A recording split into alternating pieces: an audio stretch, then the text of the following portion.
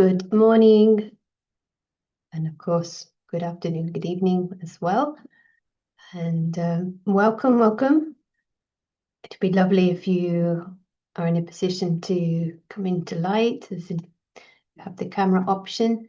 And this topic today, reincarnation, seems to be in the air, especially this time of year. We are reflecting on the journey of the soul. I will just share a couple of quotes. But first, let me see if the sound is fine, if the translation is working. Let us know. And unexpectedly, Leo Tolstoy, the writer, said, "As a seed lives again after it is buried, so too must the human soul," which really is a beautiful image. And as recently in the morning reading about the role of the soul at the end of the last creation and beginning of the next. So the other quote I'd like to share, Benjamin Franklin, who was the statesman and thinker, "I look upon death to be as necessary to the constitution as sleep. We shall rise refreshed in the morning." What a beautiful image of how natural, normal, and when we understand reincarnation, it becomes more clear. So I'm going to now welcome in Prashant. And as always, we really welcome all of your thoughts, questions as we go through. Yeah. Good morning.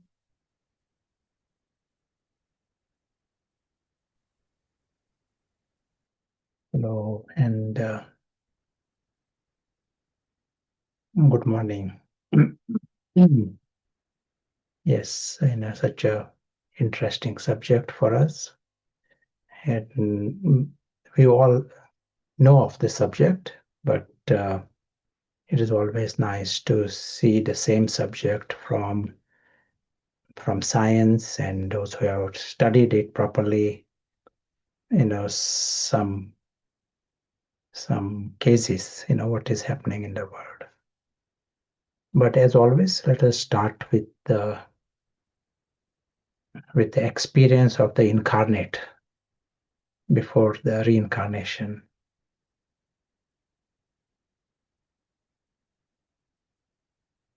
We incarnate now. So the game is made very, very easy if we use the best intellect. And with that, we realize that here we exist as a presence, non-physical presence, completely separate from the role. Role is not what is incarnating. We heard it recently in the Murli. It is not Krishna's 84 births. They are the 84 births of the soul. So also there is a Prashant here, but the journey is of this invisible presence. If we do not use the best intellect, then we helplessly get stuck at a role, gross and narrow, as if this role is that is the whole me. We have taken many roles, but these roles are theater, and behind this is the invisible actor, and he is the witness. He's just flying past all these different drama plots. And the beautiful thing about him, the invisible witness, he cannot be harmed even the slightest by this whole grand theater. Many, many things happen in a theater. If you are watching a film, many, many things happen. There can be war and fire and villains, dragons, but it doesn't harm even the slightest. Audience are amused by this. They might even appreciate the special effect. So also here, the invisible witness, he remains very relaxed inside.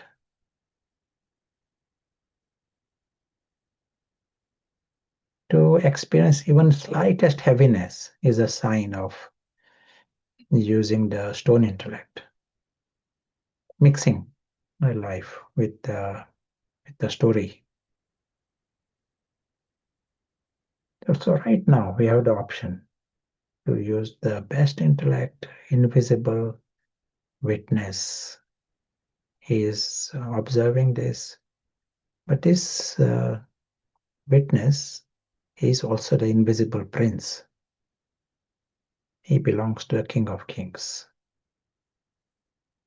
His world is subtle, alaukic, unearthly, divine, eternal, godly, I mean, with God and in the world of God. That is his world. Extraordinary. His truth is extraordinary, beyond belief. And he knows everyone is like this. Everyone is from this world. All are safe, all are beyond harm, all are immortal, and all are divine. Uh, what a thing to understand or to know. So even the slightest heaviness is unnecessary. Leave aside sorrows, and if the paradox is this, they all are immortal, and they may know that they are immortal. They may be telling others they are souls. But at the same time, they are worrying about death.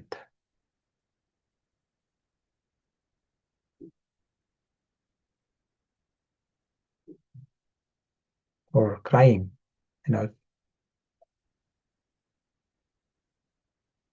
Bereavement is a huge reason for sorrow in the world. So here, if we are using the best intellect, you come in alignment, because now you see this your own reality. That invisible witness becomes conscious. It is not just ego talking about knowledge, but the soul is experiencing it. Soul is conscious, and he understands. He is very, very lucky. Everyone is lucky and happy, content. If there is nothing to harm you, even the slightest, you don't need to build castles and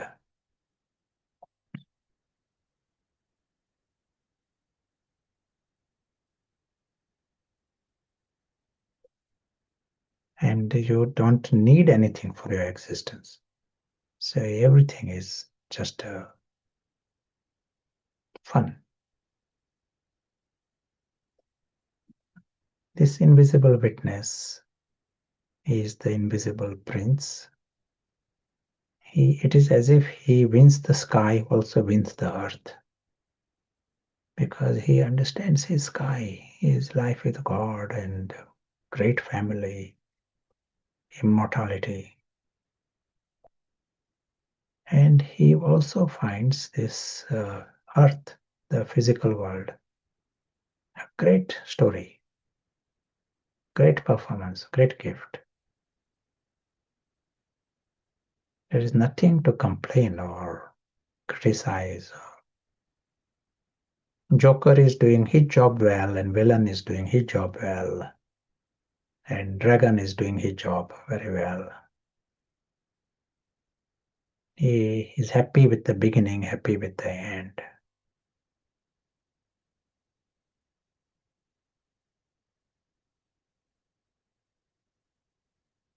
Invisible witness is the invisible prince. He is also the invisible incarnate, angelic incarnate.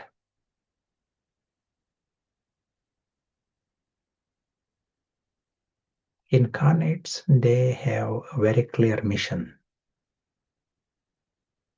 And that word incarnate is used for prophets. They come as incarnate. They come for a very clear task. Baba himself comes as an incarnate, very clear task, and they remain focused. There is nothing else for them. They have come for a task, they go. They have not come for Christmas celebration or for some entertainment. Their every thought is towards the task.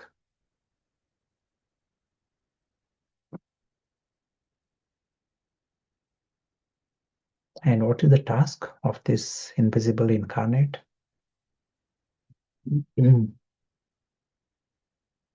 His task is to revive his invisible brothers.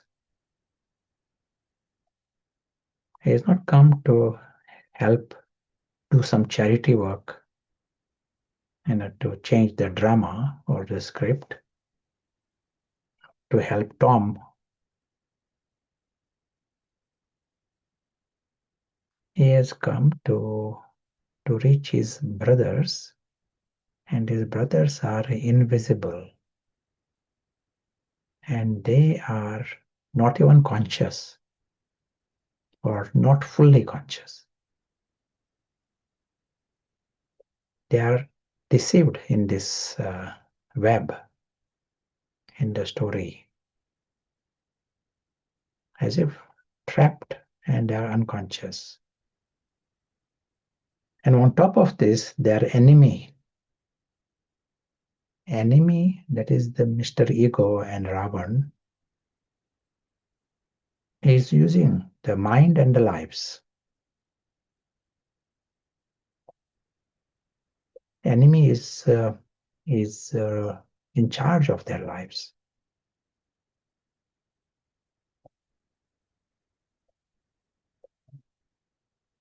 It is a huge task, because you are first dealing with this ego of everyone. It is not that you go and they will all be jumping with happiness to wake up. They are not conscious, and the ego is conscious. But incarnate, they are focused. Their vision and attitude is most valuable here. They acknowledge the brothers, whilst everyone else is ignoring. They acknowledge their brothers, invisible brothers, see their greatness and their immortality and their life with God. Just see it.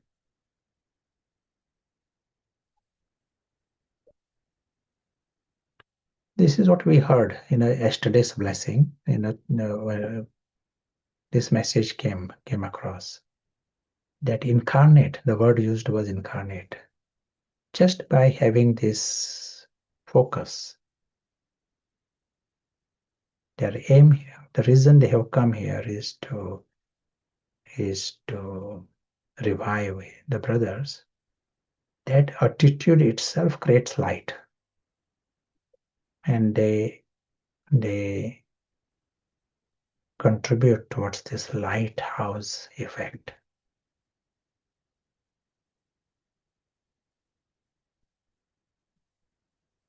And this is most precious in this journey, in this process of awakening. It bypasses ego and these obstacles.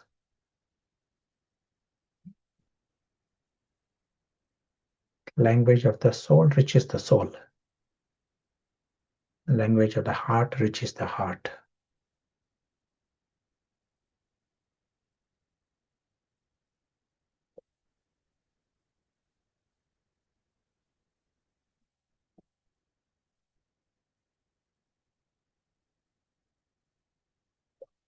Invisible witness is the invisible soul presence. When we say invisible, it is presence. It is not Prashant. It is not Gloria. It is invisible behind all this. This invisible witness existed even before the drama started. Very different to any of these roles. Invisible witness is not Krishna. It is not anyone. These are all different roles. Invisible witness is angelic and angelic prince. Just like Father is incorporeal, in the same way all are incorporeal. They are from the same home. And the same truth of all of them.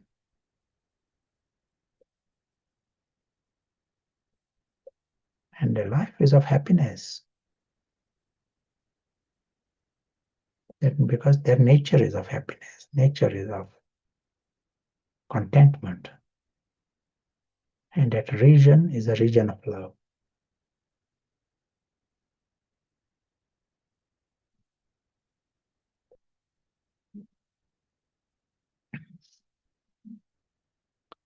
Invisible incarnate. When he has any task is done, he has he has home to come back to. He doesn't hang around in the story world. He comes in the story for a very clear purpose and is happy to come back to his world.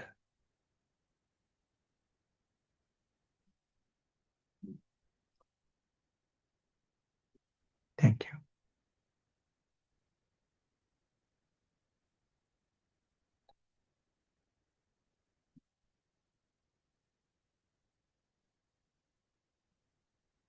Today we are going to discuss this subject on theme of reincarnation. In the world of religions, there are many ideas on this. And like that's why variety of ideas, opinions, and then it becomes confusing because many of them there is no consistency. They contradict each other. And so the science world might find excuse to drop the whole lot. It becomes like a superstition. So some truth that is there within, it gets dropped, because of this confusion of religions. That's why it is nice for us to see this subject from science perspective. And some of us have heard the names. We have discussed some of these subjects before. And one very interesting research, thorough research, is done by someone called Ian Stevenson. Ian Stevenson was a psychiatrist in Virginia. And in 1957, in his hospital, he came across one mother. She brought a 4-year-old son who was remembering another life. Ian Stevenson was that time 30 years of age, that kind of young Ian Stevenson. So he studied this child. Mother wanted to stop him. Some of the parents, they even are aggressive to the children for talking like this. They beat them also, some parents in some families. So here this mother just brought him to the psychiatrist at least. And so this child talked about his other life, and based on the information, Ian Stevenson was able to locate that other family where the deceased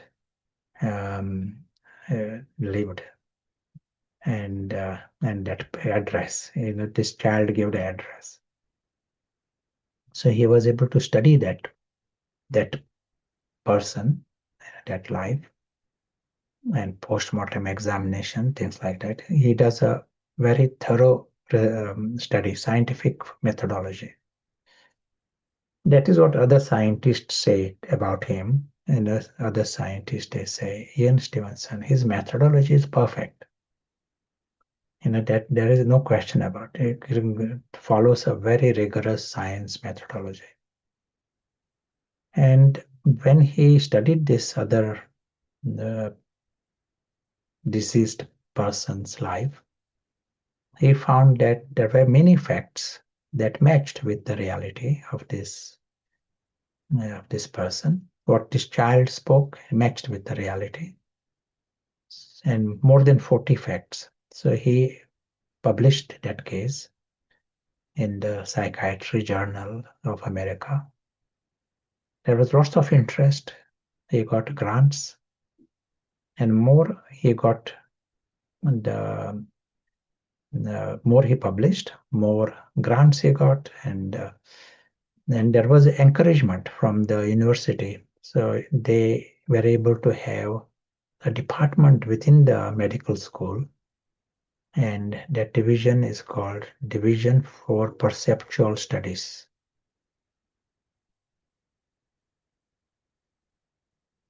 And that division still continues. There is a department there, and Ian Stevenson passed away about 15 years ago, and but there are others who are in charge of the research. And every year they have more than 150 new cases that come, and they follow the old cases also. They got a structure. They got parapsychologists working in different countries with them. At present, there is a person by name Mr. Tucker. I think it is Mr. James Tucker. And he's looking after Jimmy Custer. And but there are other researchers. His team is all over the world, in different places, different countries. It's parapsychologists. And they have now thousands of cases. During Ian Stevenson's time, they had more than 3,000 good cases. And now the number is last time I heard it was 25,000. But they have studied thoroughly 2,500 cases. These are like the selected good cases amongst, from what they have studied. But even 1,000, this is a big number. And what happens in these cases, they don't go into hypnotic regression, that they don't follow that method, just naturally children who remember past life. And they study them properly. Now, some of these cases, they remember the past all their lives. Some forget by the age of 6, or some forget much earlier. So that variation is there. These different patterns that are seen, and that is, I will talk about it in brief. One pattern is dreams. The deceased communicates through their dreams, often to the mother and or future mother, and tells her that I am going to be born to you. I personally have come across 3 cases, 3 mothers who had dreams of this kind, and someone comes and tells her that I'm going to be born to you, and the dreams have got significance. And some dreams of this kind need to be taken. It is just a curiosity, not to ignore them. These are, he calls them prophetic dreams. Sometimes the dream may be to the nearest relation. It doesn't come to the same individual, the mother, but mother's sister. It is like someone close, because if it appears, if he cannot get through to the mother, the message reaches another one. Sometimes with symbolism, but very clearly, so and so is going to be born to you. And in this case, the deceased himself comes in the dream and tells that I am going to be born to so and so. And then in these cases, a child is born, and that child also remembers the past life. So it is verified. It is not a random dream, someone coming and telling, but that child then remembers. The child has the patterns of the other family, other person. And then I'm just going through very quickly in some of these areas. The childhood games, they are often connected with the past past life, profession or job. Like if I know one child here, he likes tractors. He want to buy nothing, just tractors, his toys. And if mother says, if they are driving, he want to stop in near the fields just to see the tractors, what tractors are doing. And there is a possibility he was a farmer in the past life, because that is what is seen. Someone who is a pilot, he likes to collect aeroplanes. Toys are aeroplanes. He draws aeroplanes, nothing else. There is one person who was a bandit, robber in the past life, and childhood games. He teaches other children, makes a gang and catches people, and he teaches them how to beat them. And so childhood games are based upon the past life. So if anyone here want to share games of bandit games, did you create a gang as a child? That will give some idea about the past sanskaras.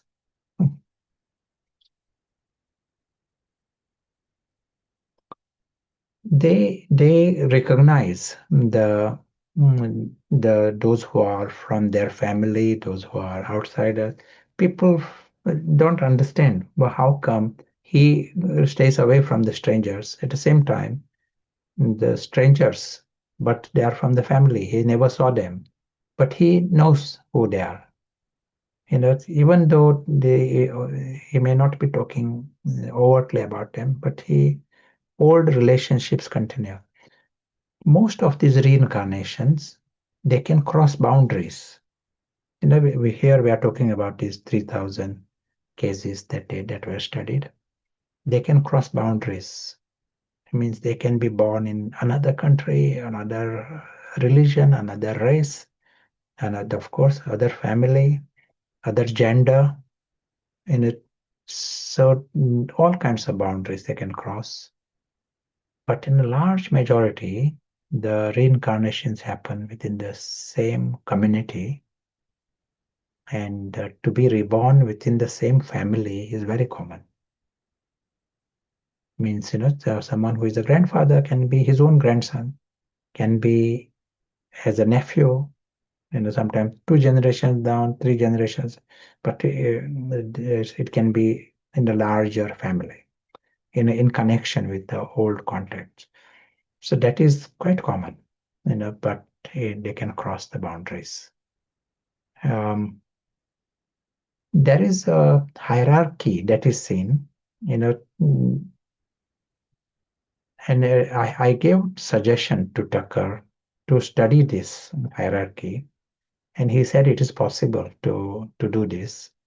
And what it is, and from the random what we have seen, and the studies, some studies what they have seen, most of these cases have a lower social hierarchy with the death. And in some cases, there are social hierarchy, you understand? Like almost in every country, every society, there is a hierarchy. There are some celebrities, some are upper class, some are Brahmin caste, and then there is a middle class and there is a lower class. This some kind of hierarchy is there, maybe based upon jobs they do or which class they are born. And what they have seen that most of the majority of the reincarnations are in lower social hierarchy. In some cases, they stay at the same level. In some cases, they go up the hierarchy. Small percentage, they go up the hierarchy. And how to explain it? So in my observation, when they die as a child, they go up the social hierarchy. That is a pattern I have seen with a limited number of cases. And when they die as an adult, they are going down the social hierarchy. And this is what we suggested to Tucker to see if this is a pattern in the larger, when they are studying these thousands of cases to check if that pattern is really there. And what is the logic behind this? Underneath soul goes down, that we agree, the inner life of the soul he is creating more bondages and more bondages. That doesn't go up, unless he makes spiritual effort. But the karmic accounts that are there, Vinash forces, if a person leads a full life, married life and full ordinary, what we consider normal life of the Iron Age, he just works for Ravan for 70 years. All his life, that is what has been happening.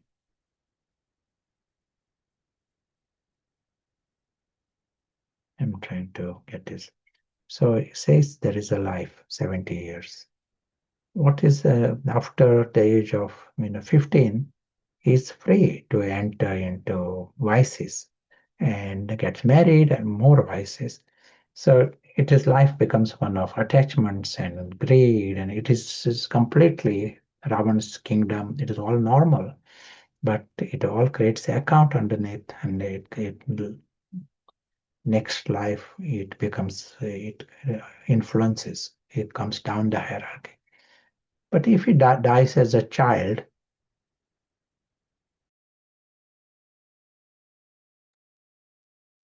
sorry, that was a sneeze.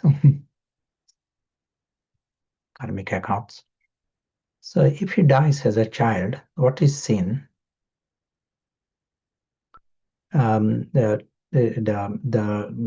thinking behind this is he has already gone through the death, one life. He has gone through that. He has settled the account. He is born in this life, usually in a lower, poorer kind of family. That is what happens in these cases. He goes through that. Another birth itself is painful, death is painful. And then another 5 years, usually it is a difficult 5 years, settlement, settlement, settlement going on.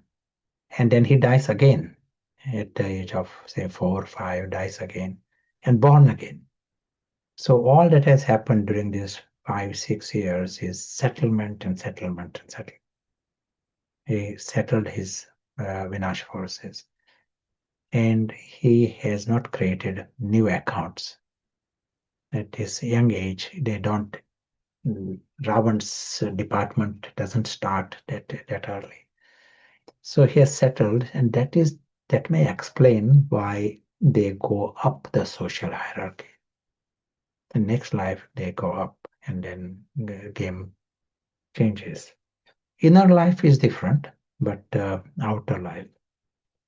We will be speaking about more patterns, but today we'll see one very interesting case, one video, short video, life of Emily in Australia. So you might be interested to know this Emily. You might know the soul here. Do you know? Do you don't know the soul of the Emily? Anyone knows? Do you want to tell? You can say yes or no. I think you all know the soul of Emily. So we'll see the video. We'll play it now and let me know when you want to pause. You can give a wave or something. Now we can. And when you want it to stop, let me know. Yes, yes. Yeah.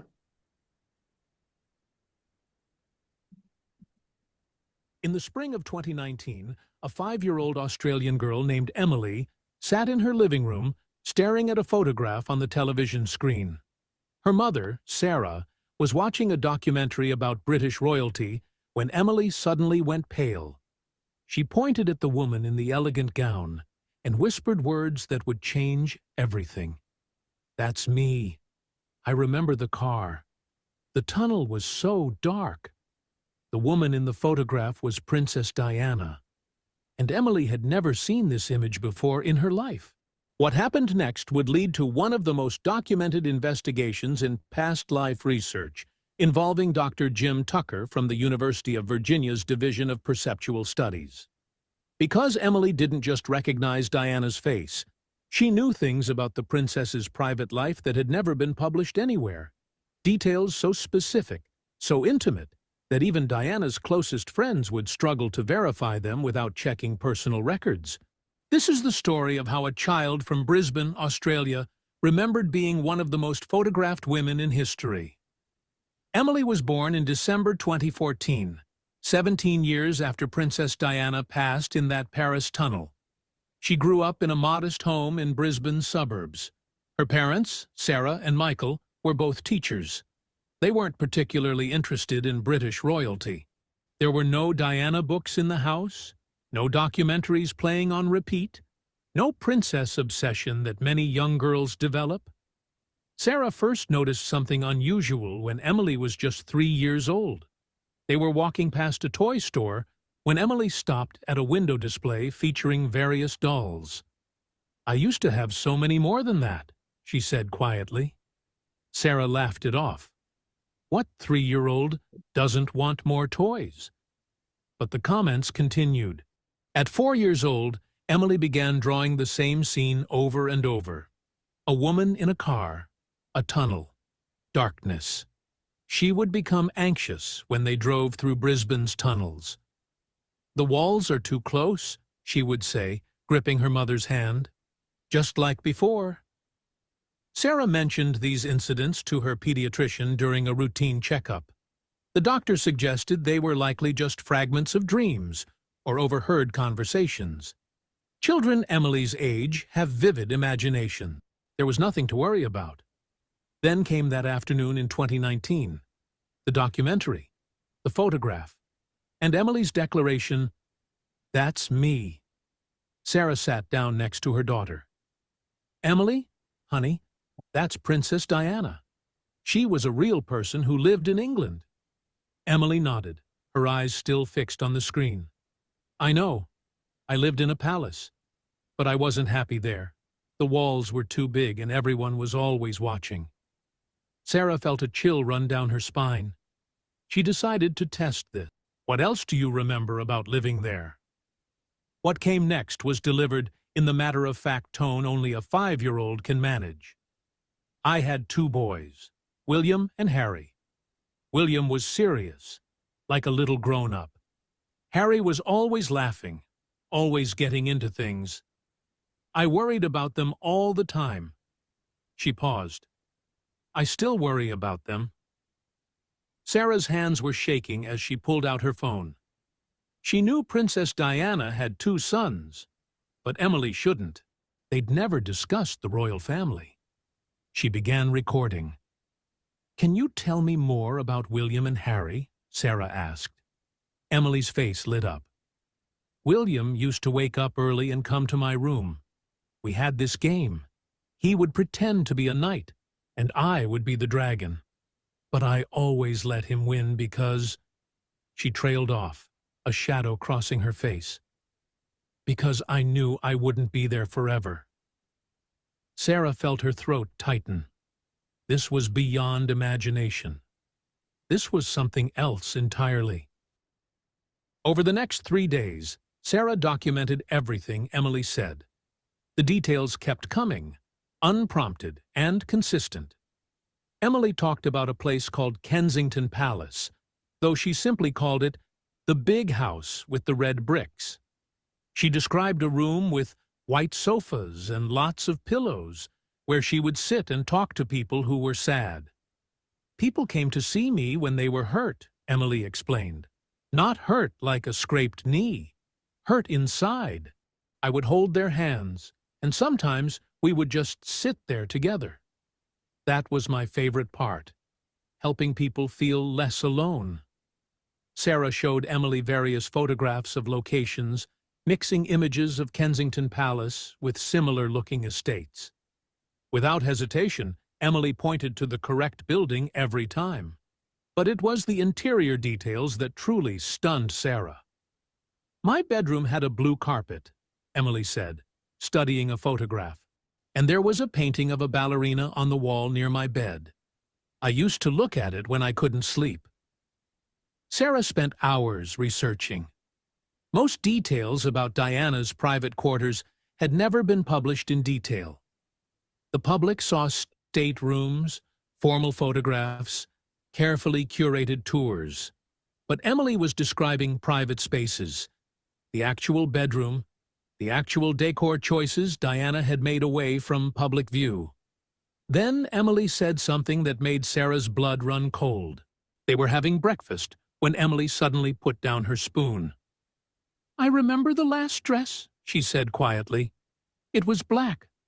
I felt beautiful in it, but I was also scared.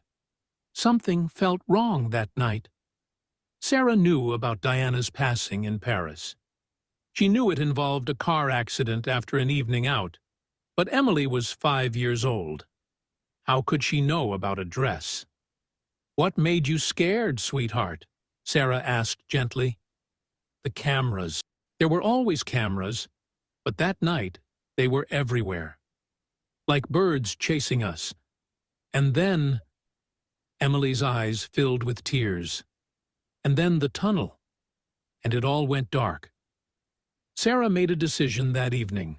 She contacted the University of Virginia's Division of Perceptual Studies, a research unit she'd discovered while searching for explanations. She sent them her recordings, her notes, everything Emily had said over the past week. Dr. Jim Tucker responded within 48 hours. Dr. Tucker had spent over 2 decades studying cases of children who claimed to remember previous lives. His research, following in the footsteps of Dr. Ian Stevenson, had documented over 2,500 cases worldwide. But cases involving famous figures were rare and required extraordinary scrutiny. The possibility of exposure to media, books, or overheard conversations made verification crucial. He arrived in Brisbane 3 weeks later, carrying a detailed protocol and an open mind. The first interview took place in Emily's home. Dr. Tucker sat across from the 5-year-old, a voice recorder between them. He began with general questions, establishing baseline memories of Emily's current life. She spoke about her kindergarten friends, her favorite foods, her stuffed rabbit named Mr. Hoppy.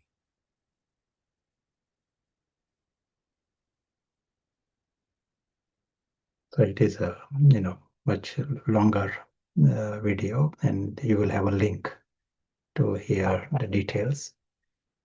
Obviously case studied by them and followed up.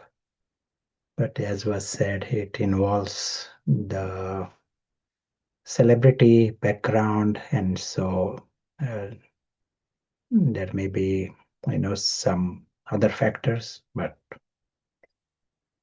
you certainly knew the soul. And as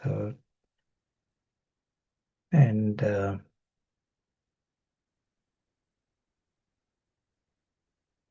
yeah, any questions that could come up? You want to say anything, or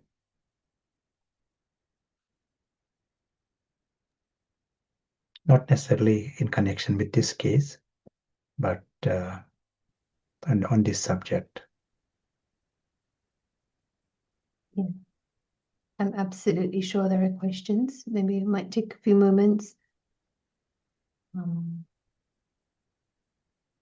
Okay, so what about those who remember something of the past lives as adults? Oh, so when you're an adult remembering back, I think that's the question. What is seen in some cases of this Ian Stevenson, if they continue to remember the past life in this life, they are not settled. They don't find themselves settled. Let me ask you one question connected with what you saw just now. So there is this Emily, and she sees that video and she says, "That is me." So who is she? Is she Diana or is she Emily? What would you answer?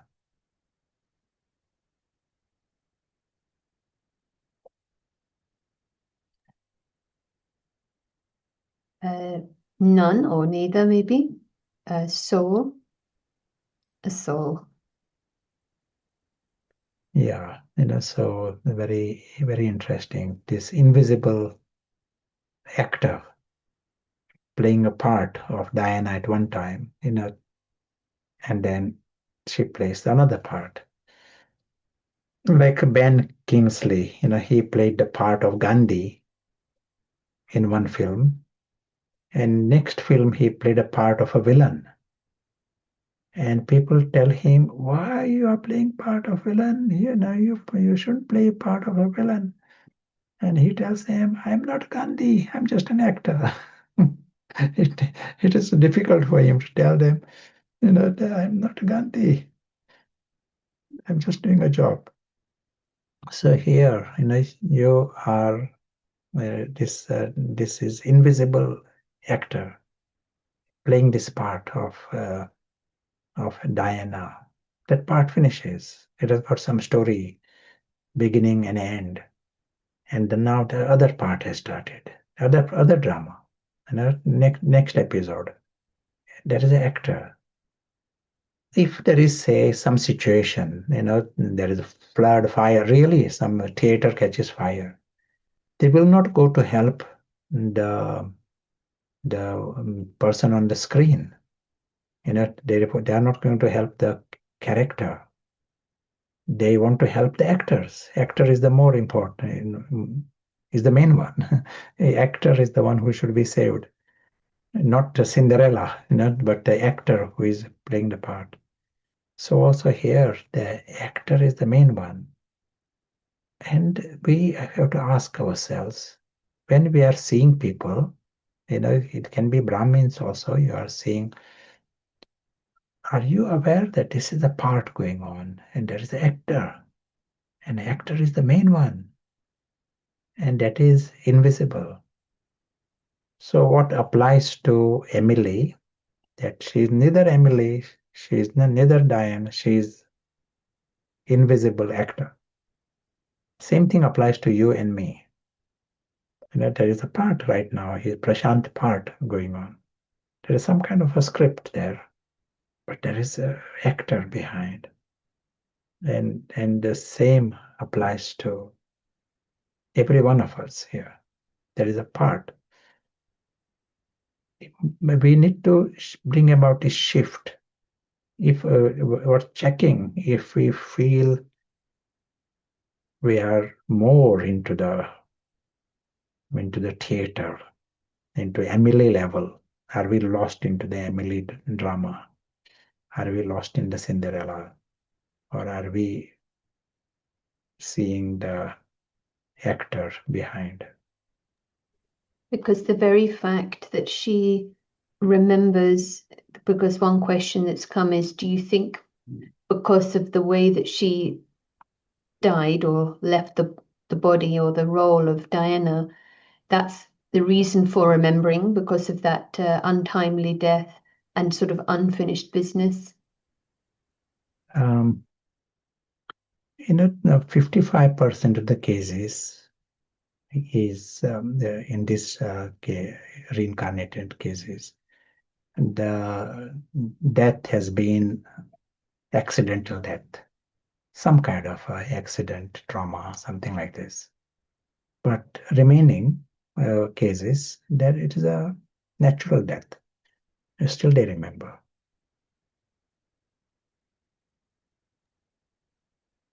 Interesting. So different factors, but that is one factor why we remember. Also a question, 17 years between the death of Diana and the birth of Emily. Any explanation or thoughts on that? The other coming back to this, but the question about remembering as adults, that question. One case in Syria, the lady died of a brain tumor. She was operated in America, but died in America. Family is in Syria. This is some 20 years ago, or more than 20 years.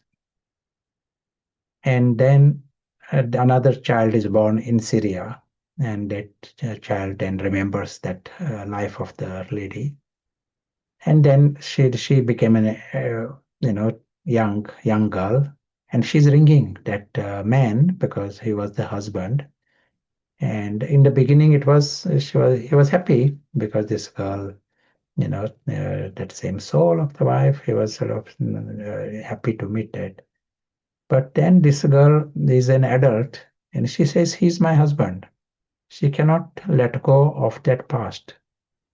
This is a pattern that happens in those who remember the past. They live in that past role. The body is different, but they live in the other role. So they even tell their mother, "You are not my mother. My mother is the other one. She will come to collect me. I have to go back there." That this kind of language. And so in this case, this lady is more than 30 years of age. Last time they interviewed her, and she's not married. She said, "I don't get married. He's my husband."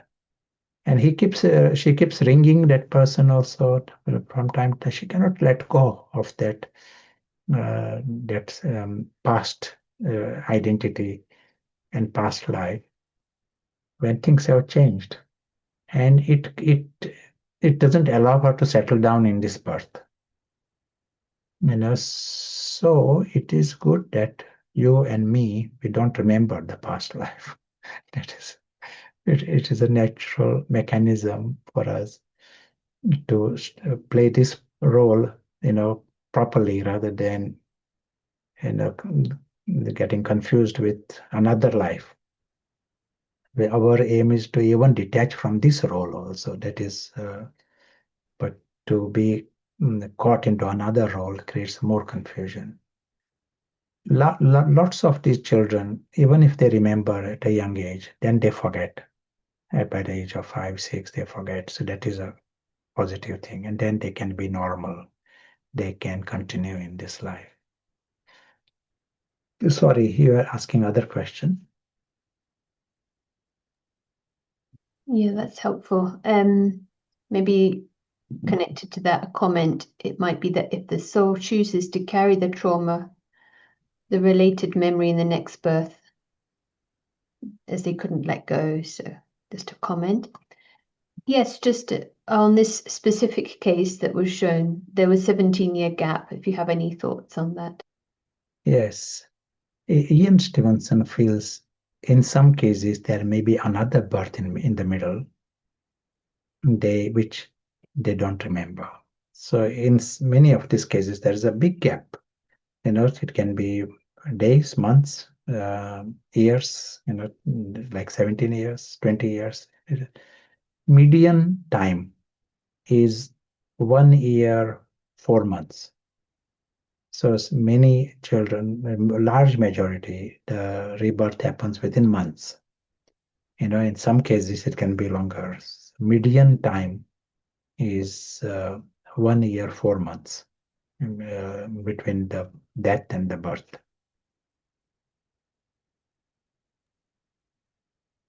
Do female bodies reincarnate as male, or does the soul take different gender bodies? What is the gender? The way it's written is, does the soul take a female body, then the next is male body? The knowledge says that it may be two births, a maximum in one gender, and then other gender. So that is what the knowledge says. And in studies, it is seen some are born in the same gender, some are born in another gender. That pattern is seen. Could you explain why souls come back more in one family, or they're more likely to be in the family, if they have the ability to cross geographical boundaries? We can only say this is the pattern that is seen, and knowledge will say that is a drama, So there is not a real reason. We do not come because of it appears some karmic accounts that may not be absolute. Very fact that in one life you have come across many people. In next life you are unlikely to come across the same people again because wherever you got your. But we settled the accounts, somewhere, so accounts are created with ourselves, and we circulate in ourselves. That is that is the way we see here. Maybe also attachment. Since everyone creates attachments, but some are born in a completely different country, different place, different religion, and there is one case in Syria, again another case in Syria, where one 8-year-old child informed the police who killed him in the earlier life, and he gave the details where the weapon was hidden.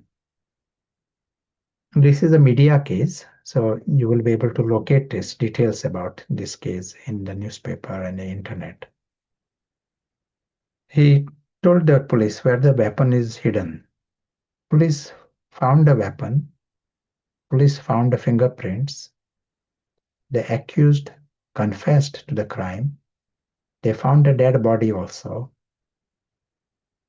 And it to the satisfaction of the court, the judiciary system, and he got convicted. The accused got convicted. And this happened some 10, 15 years ago. in some of these areas. And I came across one girl in Lebanon, and she was studied by Ian Stevenson, when she was a child. So she was in the gathering, and she came to meet me afterwards and was telling her own story. And when I read more about her, Ian Stevenson writes about her, this particular girl. And what was interesting about this girl? She was telling her parents, insisting, crying, that she should be taken to the other family. Really stubborn about this. So one time, her parents took her to the other family. It is also in the same areas or same city. And when she reached the other family, met the other family, she told them that she knows where the gold is hidden. So all the family people, they were so happy to meet her. Yes, yes, come, come. Gold. And then she tells, this 3 or 4 year old girl tells that other family, it is my gold. And I'm happy to show you where the gold is hidden, but it's my gold. And then she makes the arrangement with them to share that. Before showing them where the gold is hidden, she makes the arrangement that some part of it is for them, some part is for her. So what happens? The pattern that is seen. Those who remember the past, they skip childhood. They are not children. They know, they remember the adult life very, very vividly. So they become like adults right at the age of 3 or something like this. Like this Emily at the age of 5, the way she's talking about Harry and William, as if she's the mother now. She herself is a 5, 6 year old girl, but she's talking about like an adult. So same thing happens with all these people. They are not children, and even their reactions with male, female, the reactions, others notice that they are not children. They have vices, in them. This kind of feeling that comes, and it is not a um, uh, good thing to remember. Here we want to know the phenomena, from the science point of view. That is important for us, and certain patterns that is very interesting for us. But it is not good to remember the past. It sort of becomes a little abnormal childhood.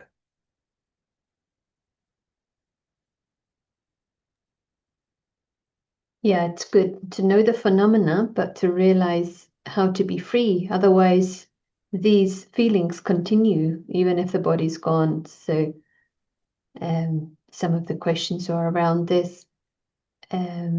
Someone is asking, I observe my thoughts and my sanskars are coming up, but there are new ones which are foreign to the present role. Could it be some sanskaras from the past roles are emerging?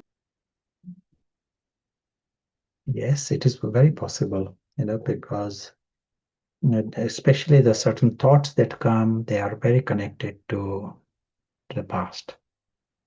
And in some cases, the children, the very small children, they are able to speak in a new language.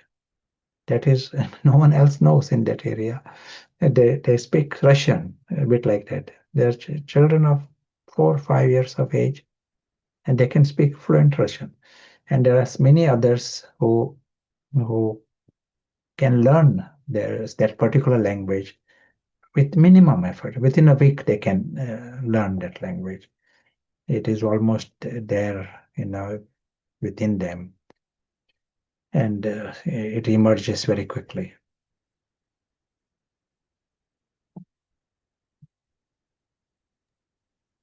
Yeah, someone is sort of just clarifying. It's almost like they've skipped the childhood and then this continuation of karmic account or feelings starts from that young age. There are a couple of other questions. Would you like to take them now, or Yeah, before the break, we can yeah, take some questions. some of them may be short? How do you explain it where a soul, maybe born in the USA, not ethnically Chinese, remembers her life in a village in China, for example? Is it just that, How to explain this? yeah,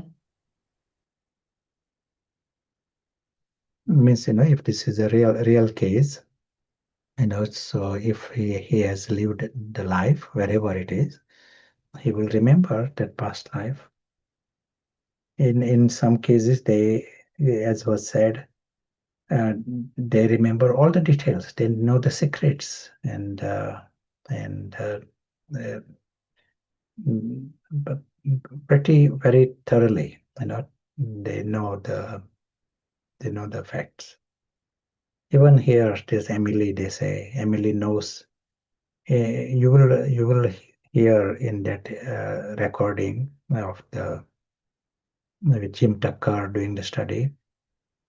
So Jim Tucker asks some staff from Kensington Palace to speak to her, and she tells where she is to keep her, you know, which clothes she was keeping and where she used to keep her letters and where she used to keep the private letters. That little girl knew the details about. So not many people knew these details. Only the person was working with her knew, and this Emily knew. She lives in Brisbane, and she knew what happens in Kensington Palace. yeah, things that the press were not aware of? Yeah, so someone's expanding on the Chinese case. The child was speaking the dialect of the remote village. Yeah, so that's a particular case. Why does Baba sometimes say the soul leaves one body and takes another in a second? Is that how does it connect to some of the Yeah, ideas? yeah. Means obviously that is the pattern. In majority of the cases, it goes in the womb. That same second it goes in the womb, and that is the position we take uh, to create less complications in the early stages. But when we are understanding the number, we are talking about millions and millions of, in 1 week, more than 1 million human beings die. So this birth and rebirth machinery is so immense. 1 million dying in one one week. So that is the scale, and there will always be variations. It's more so with accidental death. So the body is not ready for the soul, and that body has to be right for his karma. That is factors are also there. He can be based upon the karma. He can't just come into any random body. It has to be the body that matches with his karmic. But there are variations. But what we hear in the Murli is the essence. It's like beyond the restrictions of matter. So it's like almost different dimension. The Baba says so it's like a rocket. It's more the phenomena, I think, sometimes the possibility. Ian Stevenson also studies cases. He calls them disembodied existence. So there are cases where souls they have come in the body now, but they speak of their existence in a bodiless state, not in the subtle region, not in the soul world, but at this level, in a bodiless state. But they were conscious. That's why they are remembering that time. They say they were in silence, and they sometimes knew what is happening also. So they tell sometimes some details, what they saw, what was happening, and that was verified, subsequently verified by his team. For example, he might say, I saw these my future parents, they were visiting such and such a place, and I was watching them. And when it is asked, is that true? Did you visit this particular city? They say, yes, just once. But yes, we did go there, that particular area. And so it is verifiable facts. And this observation happened in a disembodied way, in a bodiless existence of some souls. We are not talking here of evil spirits. They are not creating problem to anybody else, but they just exist in silence, in some kind of a peace. And they, when they want, they can observe. Some can observe. Some are just in silence, they say, and then they are born.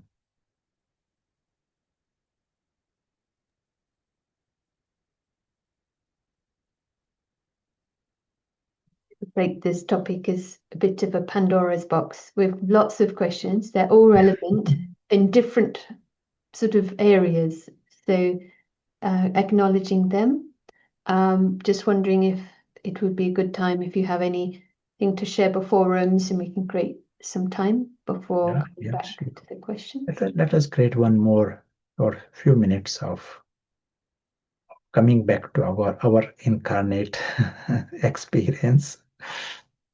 It is nice, we said Emily, these are parts, but incarnation is of the invisible actor. But we are reminding that here is the invisible actor. It's completely separate to the role. We are emphasizing this. It is separate. This invisible actor existed even before the drama started.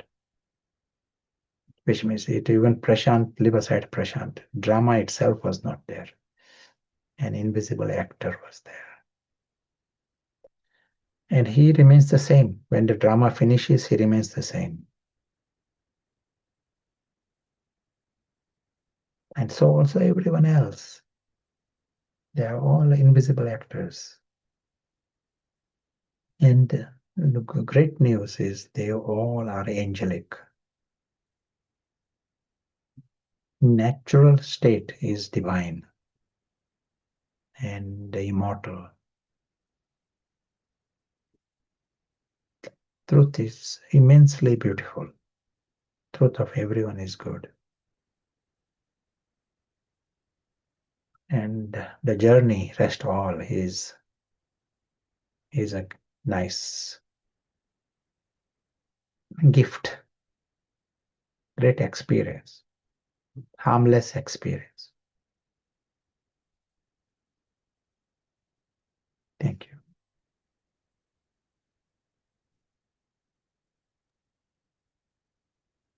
Yeah, thank you. Nice, we can come back to the incarnate, understanding the reincarnation better. Would you have a topic that you'd like to, or a sort of question for rooms that would help begin the discussion? In what way, what is relevant for you or your students in this subject of reincarnation? Why is it relevant?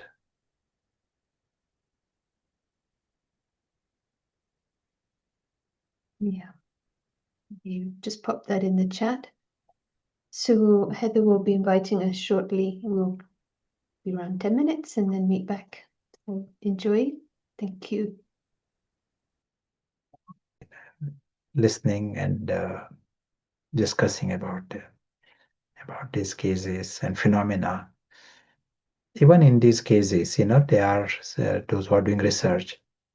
They are doing research, but it is they want to publish and they want to become famous. You know, he has got a promotion, become in charge of that department. That is interesting for them. Instead of stepping behind the part and understanding they themselves are incarnates and angelic incarnates. If someone takes it personally, they are clever. Then just understand the phenomena. Even as we talk and discuss these questions, let us stay in that awareness all along for the next half an hour.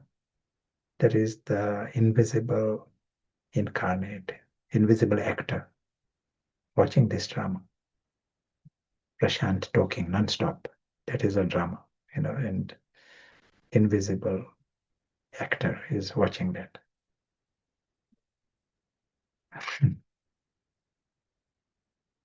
Yes, so we'll come to the questions. Good illustration of how we need the reins, that even, okay, great, accept reincarnation, but get an identity about, anyway, it goes on. Yeah. So, yeah, a few questions here.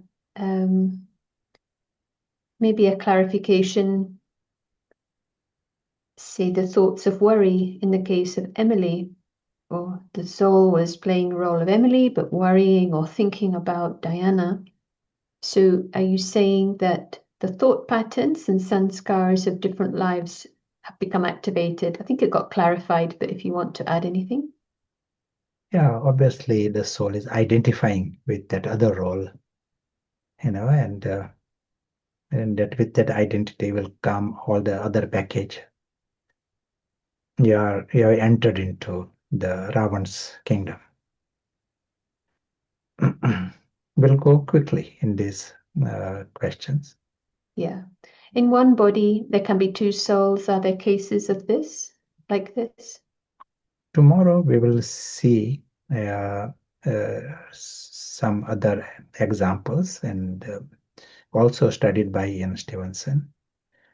But there are very few cases where there are multiple personalities. That is the way they present.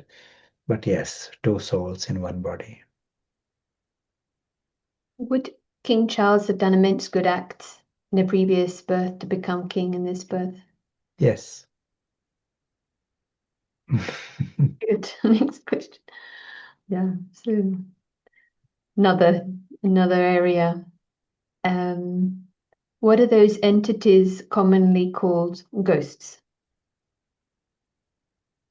People use the word ghost for apparition, which means there are sometimes people see the appearance of a man, sometimes alive also, but he's in another place, another city, and they see the apparition.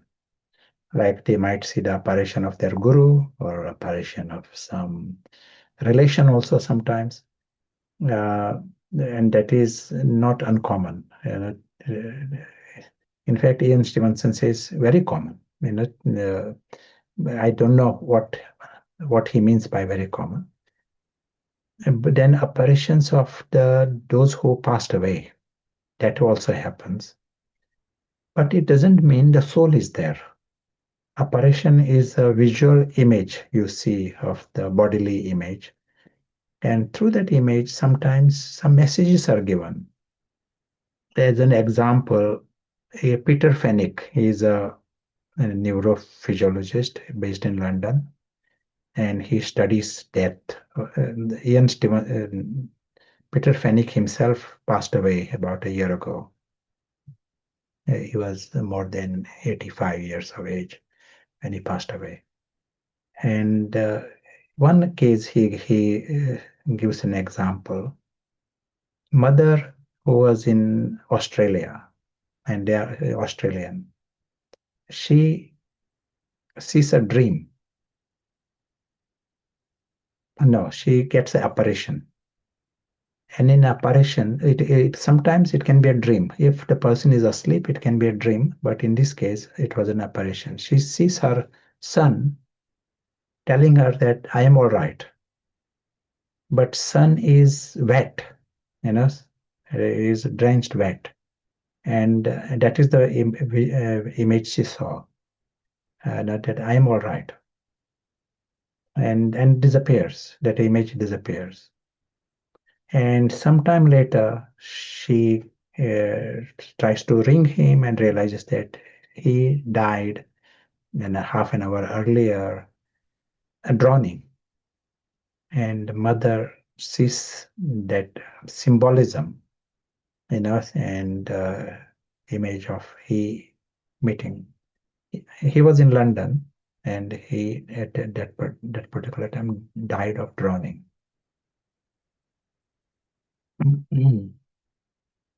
And there are many cases of this kind. Someone who passes away at the time of death, at the time of cremation, at the time of ceremony around that person, that phenomena is more common. But don't we can't say there is a soul there. These apparitions are harmless and sometimes emotionless.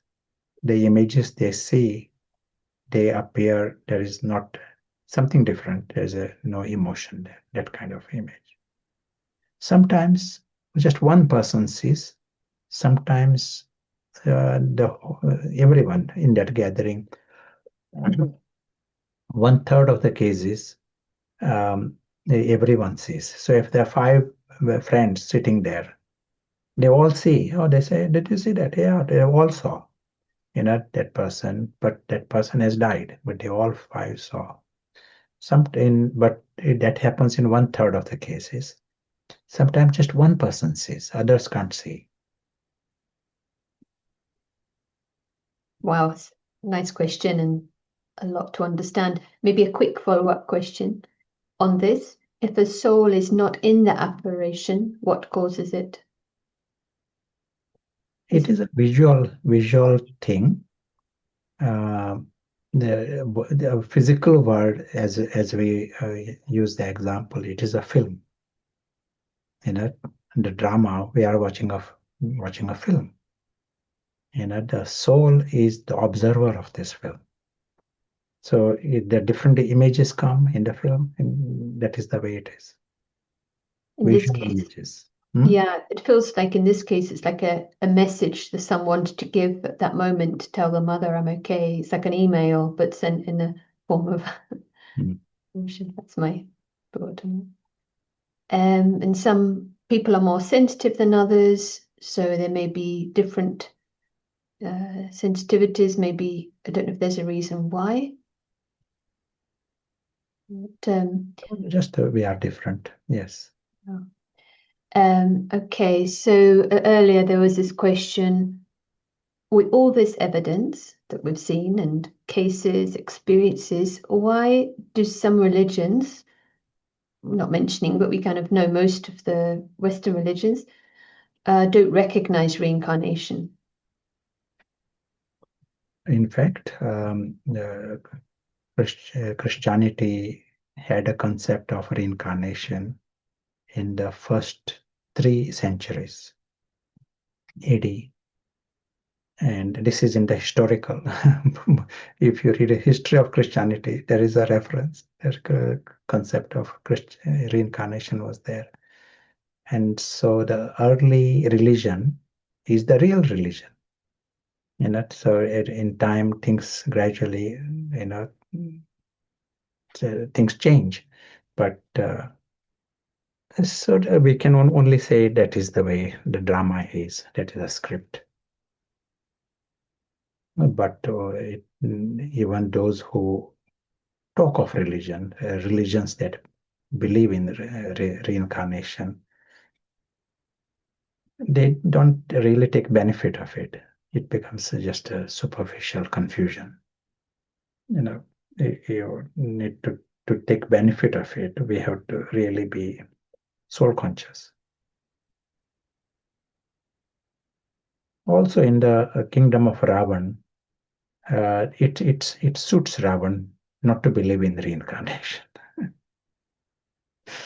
Ravan promotes, even if those who talk about reincarnation, they confuse it so much that concept is not useful.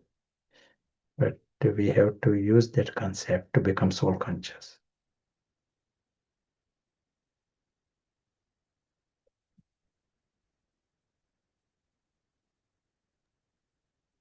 Yeah, that's very interesting.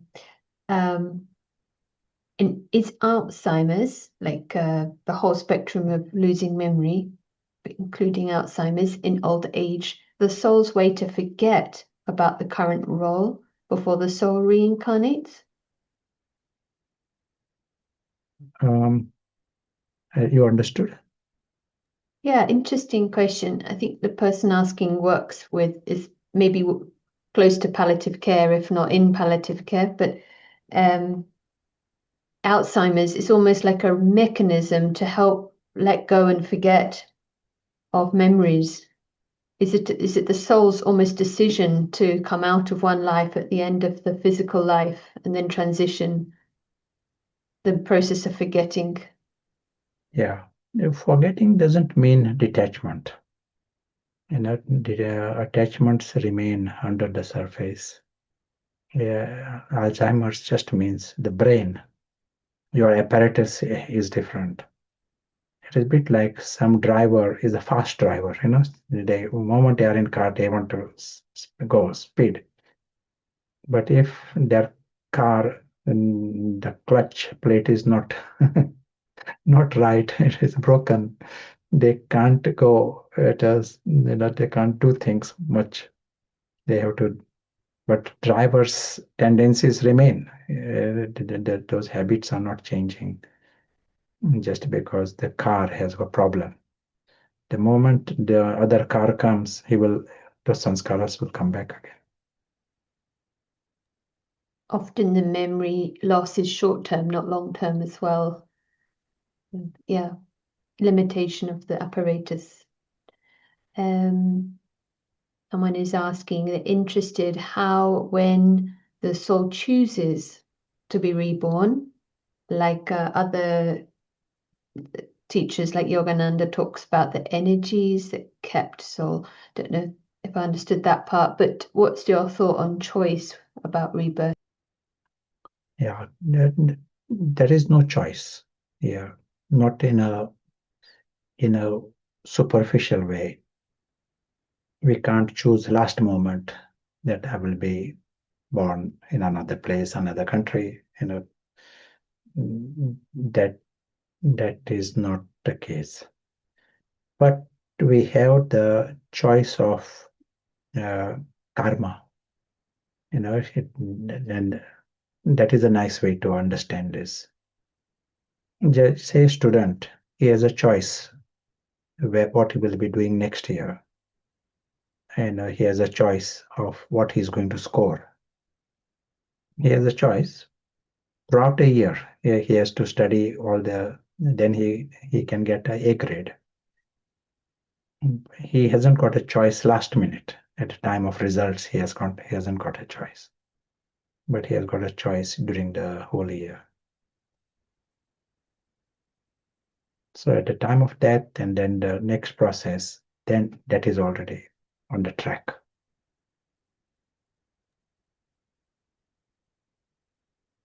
Yeah, the karmic account becomes the kind of the path.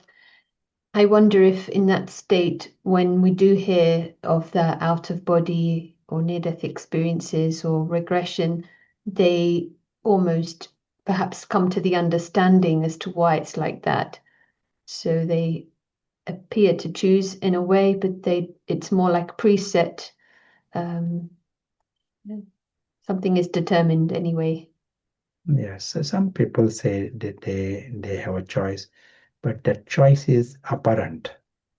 It appears as if they have a choice, but the truth is it is already preset. Yeah. Including names. Someone is asking, do we choose our names?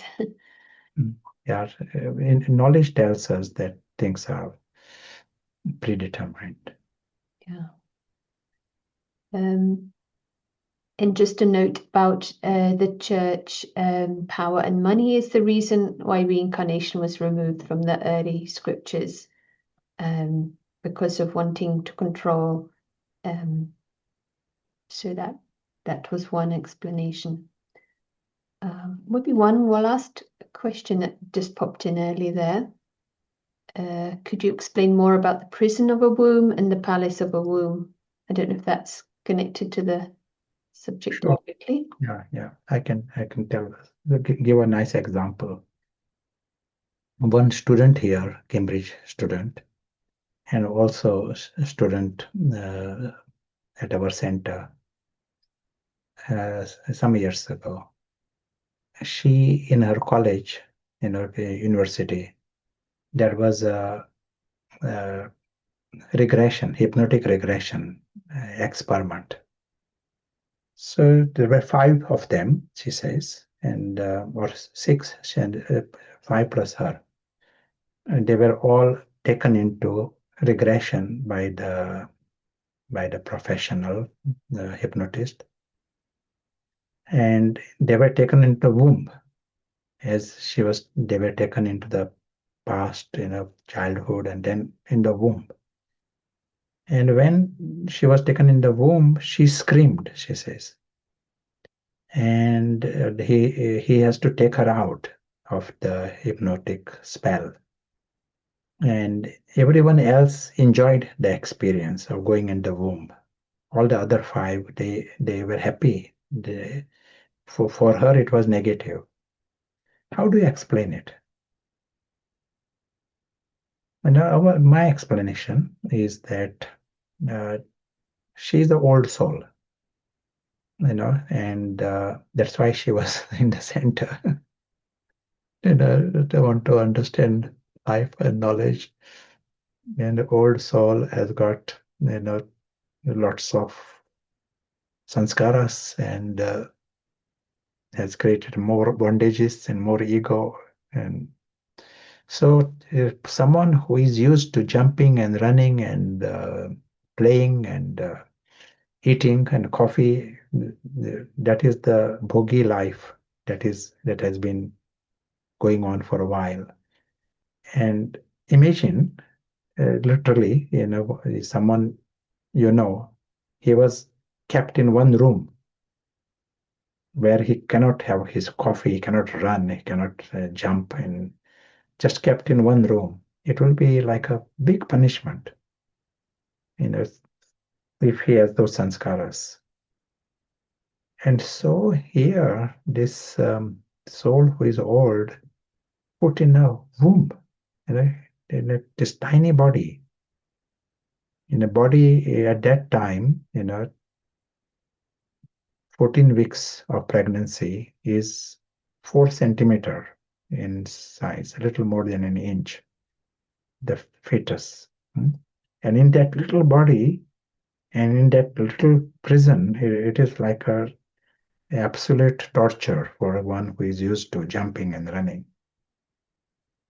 So it is like a prison for him.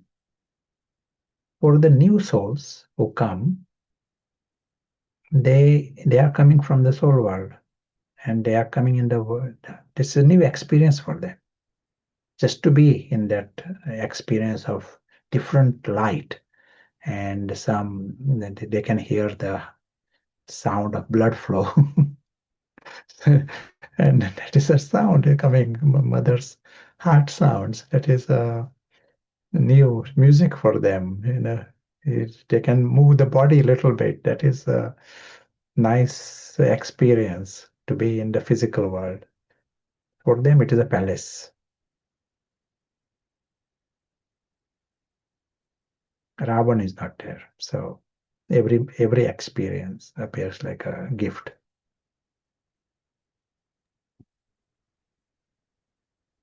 Yeah, very nice.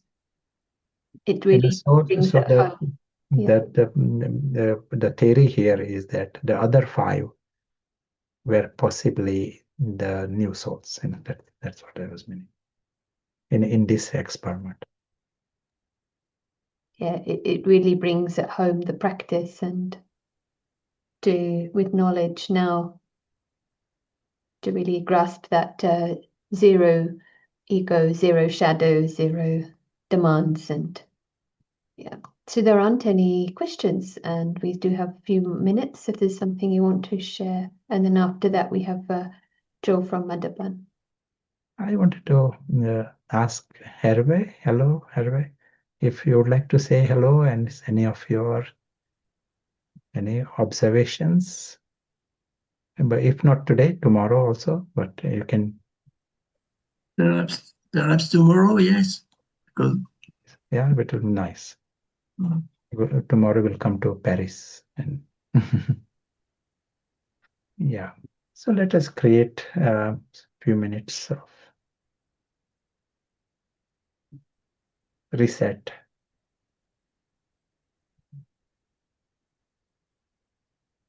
Understand the story and the drama.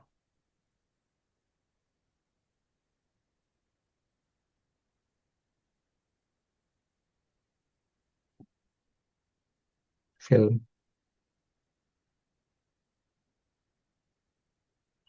Watch this Diana and Emily. They are all different episodes within this grand film.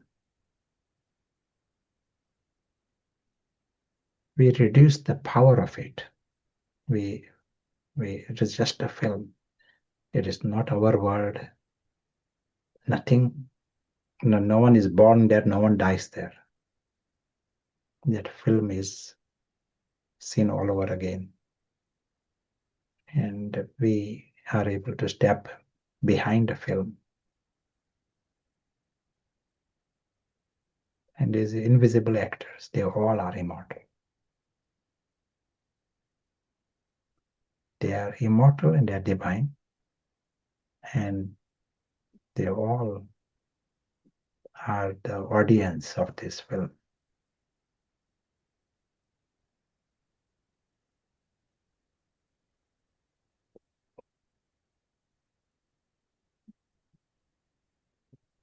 Thank you. Shall we hear from Sarah also? We'll come to the transmission, but before that, some thoughts from you, Sarah. Well, it's eye-opening for me again to hear anyway reincarnation, but how we could be complacent. It's so radical when you've been brought up in the Western world to really grasp it, but it could easily become use it to become free. This was really, really beautiful. And the essence is what you just shared, reducing the power. So to have the slightest preference, to have the slightest need, then you've lost the sanctity of that mind that is neutral. And that's so precious. We need that repeatedly to step back to feel the beauty of this incarnate, like the truth of the soul. So we're almost to create a life there. So we have the name Diana, we have the name Emily, but to maybe give a name to the soul, to give that life and maybe inquire what is that blissful neutrality upon the film and bring energy there, because that shift has to happen. If we have the slightest identity in the film, then those sanskaras of getting trapped into the role will just continue. So this concept in the Murli of dying alive was nicely put, that normally the body dies, but the ego and the sanskars continue. But here we die to the ego, body is still there, meaning the incarnate can breathe. So as you say, it's fun. It's really a sort of quiet excitement about understanding, but also the next level is in parallel to the film to keep this incarnate the true observer, the unentangled, unentangled observer. Thank you. We're going to finish with a few minutes, so those who can stay will hear from Bapdada. Thank you.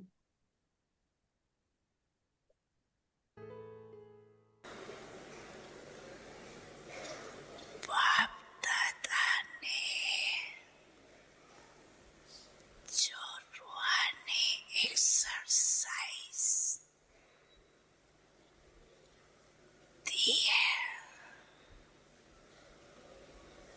वो सारे दिन में कितने बार करते हो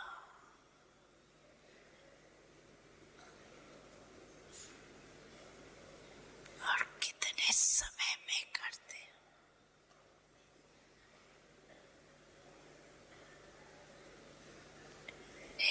निराकारी और फरिश्ता बाप और दादा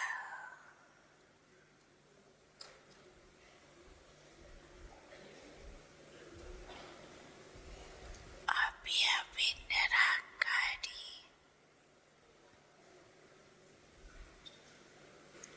अभी अभी फरिश्ता स्वरूप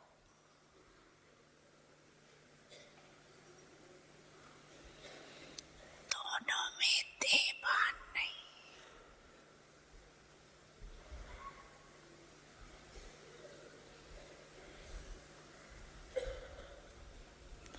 देवान से परे होना है तो ये रूहानी एक्सरसाइज